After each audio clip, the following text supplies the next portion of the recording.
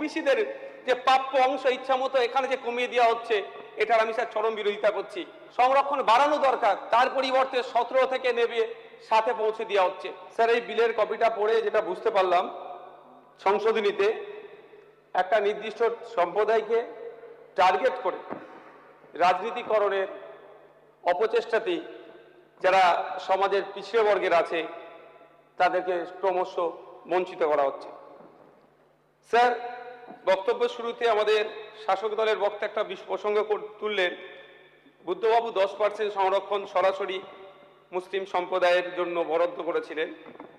জানি না কোন পরিপ্রেক্ষিতে করেছিলেন বুদ্ধবাবু, তবে রঙ্গনাথ মিশ্র কমিশনের কথা আমরা জানি, যেটাকে national commission for religious and linguistic minorities NCRLM 2007-এ যে সুপারিশগুলো দিয়েছিল সেখানে সরাসরি বলেছিল সংখ্যালঘুদের জন্য 15% সরাসরি উচ্চশিক্ষায় এবং চাকরিতে সংরক্ষণের।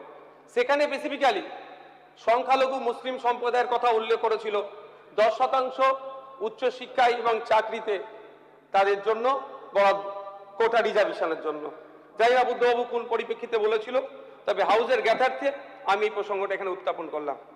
স্যার আমি প্রথমেই এই বিলের বিরোধিতা করছি, কারণ এই বিলের আমরা দেখছি যে কোনো না কোনো জায়গায় এই সংরক্ষণের বিষয়টা নিয়ে যারা পিছিয়ে বর্গের আছে, আদার ব্যাকওয়ার্ড ক্লাসেস, যারা ক্লাসের মধ্যে যারা পড়ছে, জাতি বৈষম্য বা হিংসার রূপ ধারণ করতে পারে।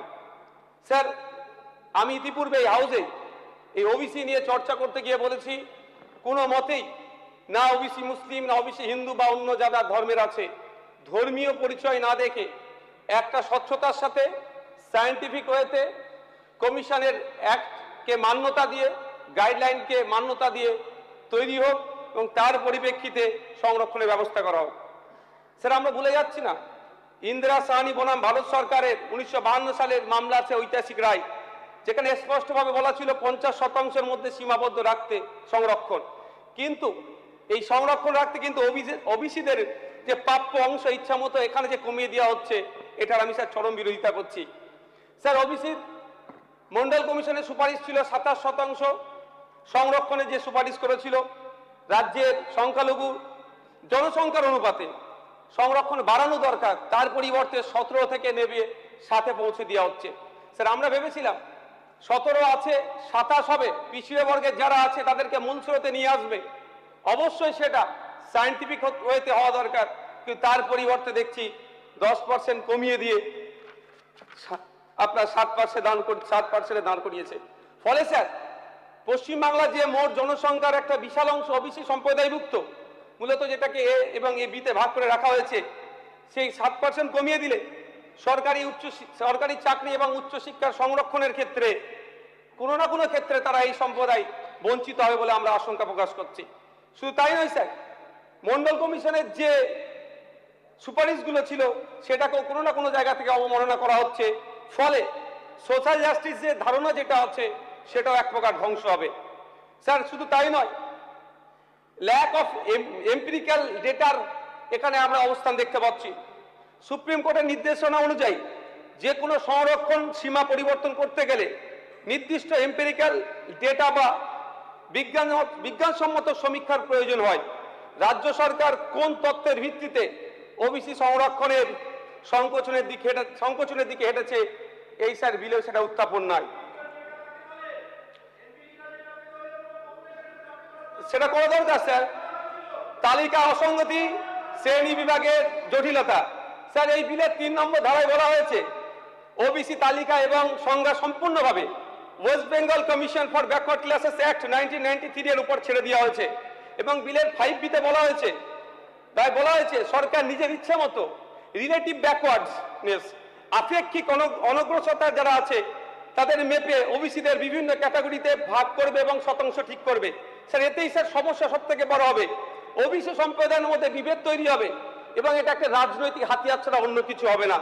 কমিশন নিরপেক্ষতা বজায় না রাখলে, সরকার যদি রাজনৈতিক স্বার্থ চরিতার্থে ওবিসি ক্যাটাগরি করে তাদের সংরক্ষণের হার বারবার পরিবর্তন করে, এবং তাতে কি হবে, সরকারি চাকরির ক্ষেত্রে নিয়োগের প্রক্রিয়াতে কিন্তু সম্পূর্ণ হবে না এবং আইনি চ্যালেঞ্জ হবে। ফলে এই নিয়োগের ক্ষেত্রে এমনি শূন্য পদ বেড়ে যাচ্ছে, সেটা ডিলে হবে। স্যার আমরা দেখলাম তড়িঘড়ি তফসিল বা শিডিউলগুলো বাদ দেওয়া হচ্ছে।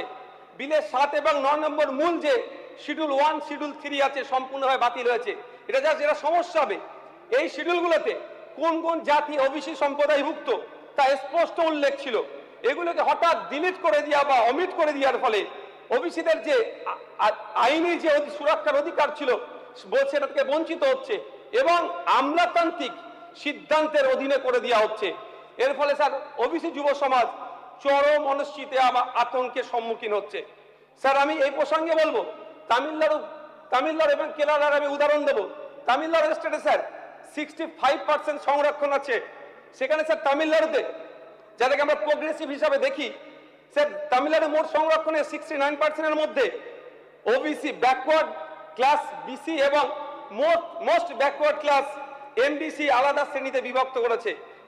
এই 69% আইনি সংরক্ষণকে আইনি সুবিধা দেওয়ার জন্য 9 শিডিউল অফ কনস্টিটিউশন অফ ইন্ডিয়ার অন্তর্ভুক্ত করেছে তারা। কেরালাতেও স্যার সামাজিক ও শিক্ষাগত পিছিয়ে থাকা বহু সম্প্রদায়কে ওবিসি তালিকার অন্তর্ভুক্ত করেছে। স্যার আমি আশা করব কেরালা এবং তামিলনাড়ুর মডেলটা আমাদের এখানে ফলো করা হোক এবং সংরক্ষণের ক্ষেত্রে কোনো জাত ধর্ম বর্ণের ঊর্ধ্বে গিয়ে নির্দিষ্ট গাইডলাইন মেনে সার্ভে করে তাদেরকে ইনক্লুড করা হোক। স্যার পরিশেষে আমি একটা কথাই বলবো যে স্যার সামাজিক ন্যায়ের নামে যদি রাজনৈতিক সমীকরণই মুখ্য হয়ে ওঠে তবে এই সংশোধনী বিল ইতিহাসে সংস্কার হিসাবে নয় বরং একটি বিতর্কিত রাজনৈতিক পদক্ষেপ হিসাবে স্মরণীয় হয়ে থাকবে। স্যার পশ্চিমবাংলার যে একটা হেভি অংশের ওবিসি সম্প্রদায়ভুক্ত আছেন তাদের কথাও আমাদের মাথায় রাখা দরকার। তারা কোনোভাবেই তাদেরকে ছুঁড়ে ফেলে দেওয়া যায় না। ধর্মের ভিত্তিতে, জাতের ভিত্তিতে, বর্ণের ভিত্তিতে না গিয়ে তাদের আর্থসামাজিক অবস্থাকে আমরা যদি বিশ্লেষণ করি, তারা কোন পরিস্থিতিতে আছে, তারা চাকরিতে কত % সংরক্ষণে আছে, স্যার 30 সেকেন্ড স্যার, উচ্চ শিক্ষা থেকে শুরু করে স্বাস্থ্য খাতে তারা কি করছে, সবটা যদি আমরা টাইম টু টাইম সার্ভে করে তাদেরকে আমরা ইনক্লুড করি বা অমিট করি, এটাই সুষ্ঠু গণতন্ত্রের জন্য স্বাস্থ্যকর হবে স্যার। Thank you sir.